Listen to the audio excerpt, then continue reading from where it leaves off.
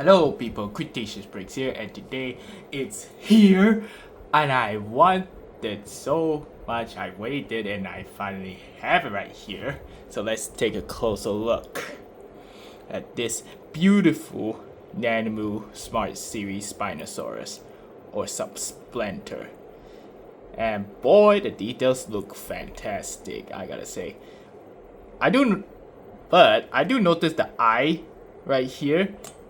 It is definitely like printed on, but it's like not like 100% shape. I'm not sure how my camera sucks at focusing on very close up. But you can see right here that the eye socket right here is like a little bit, has a small gap that's a eye color supposed to do, but it doesn't matter because it looks pretty good and it's not really a bothersome if you have to look very close up to it, and this eye is like looking a little bit on upwards, and the teeth inside the mouth is definitely beautifully done with the wash inside. Even the inside of the throat is done nicely. Get my camera. It is beautifully done, and all this, and they have, and because my camera is small, I can't really fit everything, so I'll just go try. And everything right here has the blue patterning, not like Mattel, and even the dew claw is even painted right here. And there's one thing you should note is that there is like paint inside the joint, but if you keep moving it, it definitely will flake off, which why would you ever paint it in the first place? I don't know. And I do like the very minor detail is they added the wound right here that was caused by the propeller of the plane. You do see the maquette of it, but in the actual movie you don't see it too often. This small detail is like really like unnecessary, but it's really appreciated like this. Although if you're gonna get a NANMU Spinosaurus or any other articulated figures in general, you must make sure to heat up all the joints, which I did heat up a few times, but it still goes back to very tight, which they all like really tight, and I really scared of doing it sometimes. Usually the elbow and the hands right here, they're like extremely tight, like oh I am quite scared. Because, and even I went inside the socket joint, I thought was so scared because I thought there's a stress, but it turns out it's just the color of the main plastic of the joint, which thank God, and I hope it doesn't break over time. Now I think let's go for articulation first. You open the mouth this wide, at least. That's all I know. The tongue, I'm not even sure if you can actually pose it, or can you actually pose it? I don't want to really try. I really don't want to try it. This is a bad idea to try to do it. The best way is to try to give a base, but I really don't want to accidentally scratch it. And this one, surprisingly, the neck goes up really high, and I should say the QC issues, I don't have any loose joints, but this one right here is a tiny bit loose right here, but it can still hold up so far.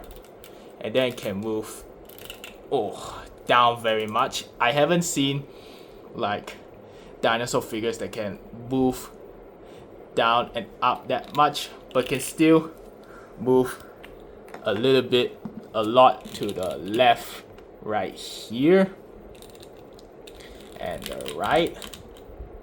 Like, my God, the tail is definitely on a double board joint, I believe.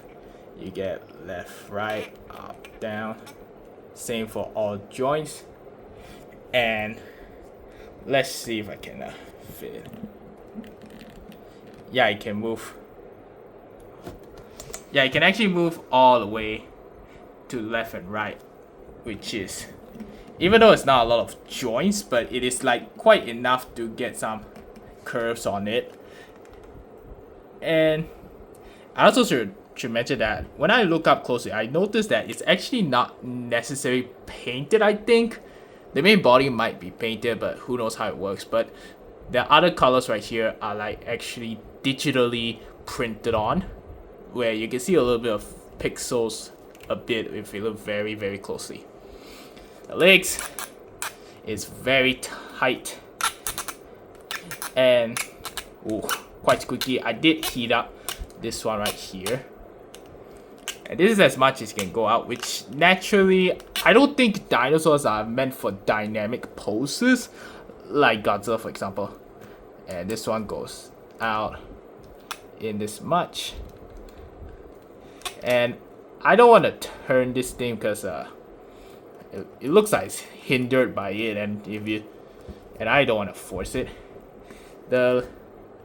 What do we call this one right here? I know it's like called, but let's just start with the feet right here. Can move down, can move up, and I think the paint just flake around the joint socket, the joint hinge inside. You can move this all the way around, I think. And oh, that is just tight. I really am so scared. They are like, how to say, the joints are quite ratcheted, so this one's gonna be extremely a workout to do the articulation right here, but I can guarantee that once it's loosened up, it can move this down much, this up, and you get individual toe articulation. And you also I would recommend heat it up so you can get it this down. You can move up a little bit, but I gotta be honest, this is such a nice gimmick, but I wish you get an option for solid feet, because over time this might come a bit loose, I think. And then this thing is like front heavy actually, so it could over time unfortunately fall, and I don't want that to happen. But and even if you have a stand, but honestly the stand kind of sucks a bit, and I'll explain why. Now the shoulder right here is so far that's doing good. It can't move out that much, and it can move back and front a little bit. And I really don't want to. And this one is still gonna worry me to this day, which is the joint right here, the sock, which it was quite tight. Like, hear the big clicking noise, and oh my gosh, this kind of worries me. But it can move back and out that much, so yeah, same. And this one can just turn around, might be 360. Basically, this one can move in and out, and basically the same at the other side, but the shoulder is still tight, so it may over time loosen up. And my camera doesn't like to focus on the background, and this one also the same. But yeah, so this is definitely the very nice figure, but you can see it takes some time and patience to do the pose, to make sure to balance it right, because he is definitely front heavy.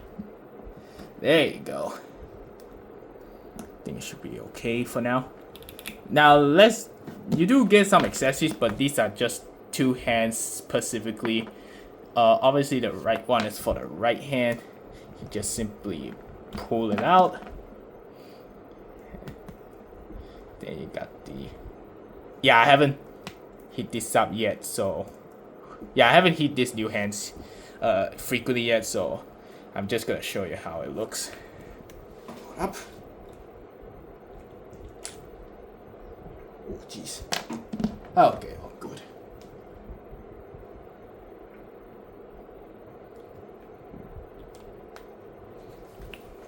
So you got only one pair of the splayed out hands, and you get the grabbing what looks like to be a grabbing hand for maybe to hold the head of the Rex, which I don't have the Rex here because this one is actually a gift from my mentor, which I thank him so much for it. I think this one for the one with the claw might be the hardest to actually move because this one is very in the way, and how it's curved in and doing it is like quite tricky to find the right without trying to flex the plastic because I really don't want to break it. Okay, just gonna take it out. Got the wrong hand. There. And yeah, some of the paints do flake off because it is inside the joint, which I still don't know, may not know why. Now let's go, and you do come with a stand which you have to assemble yourself. And the reason why I say it kind of sucks because they're not literally flat at the base, and sometimes I'm not even sure the longevity whether you can hold this stand. I don't even know how to screw this one nicely because of my fat fingers. And you go have a joint here, and this one is like the joints that connects to it are very tight, which I don't want to force it to push it in. I'll just simply leave it a little bit and just pull it out. Oh boy.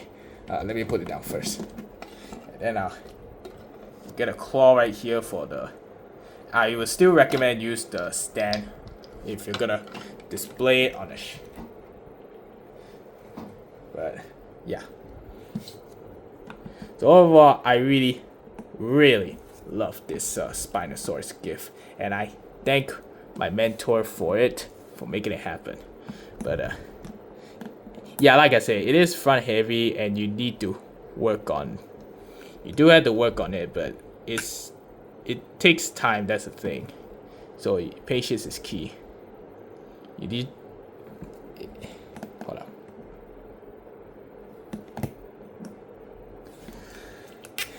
Yeah, I think this one's only meant to go to the front.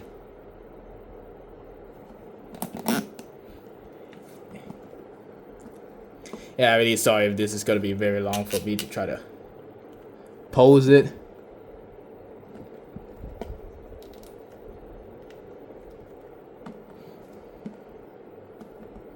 But can't get a stand right here.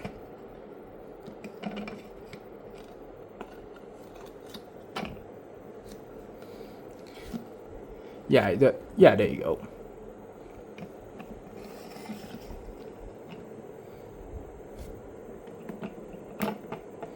There you go.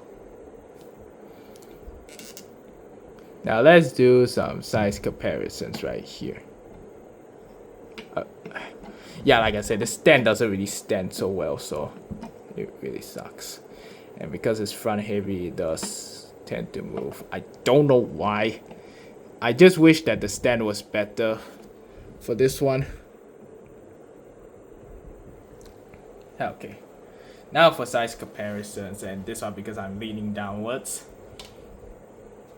Here it is with my recurve Spinosaurus, and you can see how it is definitely big, like way bigger than the recurve. Let me see if I can get it. There you go. Yeah, it's really quite big. It's definitely the same scale for 135. And here is my NANMU albino Spinosaurus. It is literally the same size. So overall, I definitely love this figure. I give it a rating a 9 out of 10 because I do have some qualms about basically like sometimes I think it's like a little tricky, and I wish like it doesn't have like issues with the stand, and even wish it's not front heavy, but that's just how it is, I guess. And I should also mention this, the box it came with. It does have the image of what you should do before you receive your product, just to heat up the joints. And I gotta say, for the box art looks fantastic, but I have the feeling the reason why they never pick a background that is based on the Jurassic Park 3 scene, maybe it's got to do with copyright, and just call it randomly like War God, because putting a Spinosaurus may have potential copyright, but I don't even know how China company works. I think this NANMU studio is made in China. So yeah, the box is nice. So a pretty awesome figure. I was still give it a 9 out of 10. And for more Cretaceous Breaks video, leave a like, comment, and thanks for watching.